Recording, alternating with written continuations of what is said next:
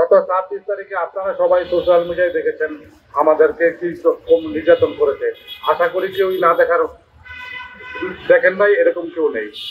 আমরা গত 26 তারিখে আমি ইসমাইল নামে দাউদকান্দির এক লোক থেকে ব্যবসায়ী টাকা পেতাম 26 লক্ষ টাকা, 25 লক্ষ টাকা। সেই টাকার বিনিময়ে আমার ওয়াইফের বাড়ি থেকে আমরা কোর্ট প্রাঙ্গণে চলে যাই মামলাটা দেওয়ার জন্য, হাজিরা দেওয়ার জন্য।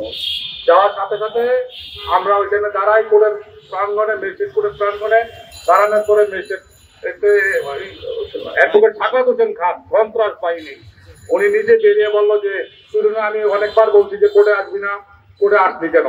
আমি বললাম ভাই আমার আজকে ডেট মামলার, তাহলে আমি আসবো না, আমি বাদীপক্ষ হয়ে মামলায় না আসলে তো আমার মামলাটা খারিজ করে দিবে, আমি তো টাকাটা পাবো না। উনি বললো 1 মিনিটের মধ্যে, কোনো কথা ধরতে চাই না, 1 মিনিটের মধ্যে কোর্ট প্রাঙ্গণ ছেড়ে যাবে, এই কোর্টটা আমার, এই নারায়ণগঞ্জের পুরা বাপ মা, আমি নারায়ণগঞ্জের দায়িত্ব আমাকে দেওয়া হয়েছে, তুই তো একটা পুটি মাসে তুই কোর্টের মধ্যে থাকতে পারবি না।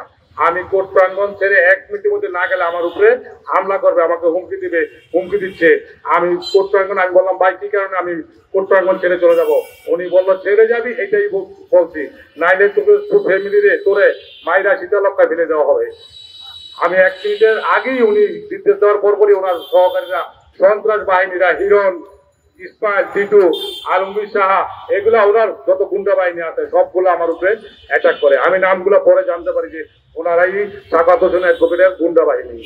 আমাকে মারে, আমার ওয়াইফের জামাটা ছিঁড়ে ফেলে, আমার বক্সার ছেলেটারে মারে, আমার একটা 5 বছরের বাচ্চা আছে আব্দুল্লাহ, ওকে মারে।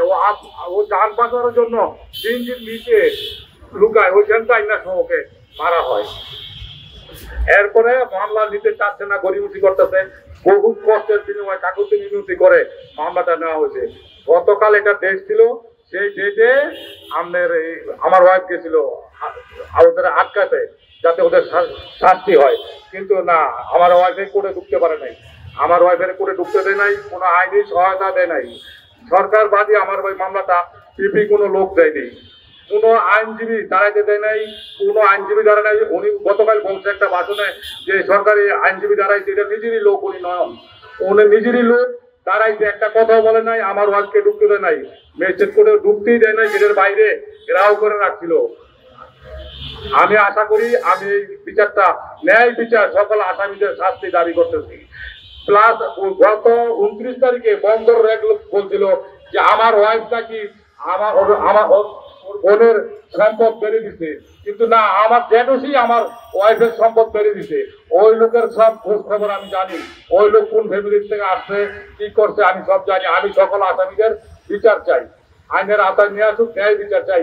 দেশবাসীর কাছে, তারেক জিয়ার কাছে, ডক্টর ইউনূস সাহেবের কাছে আমি ন্যায় বিচার চাই।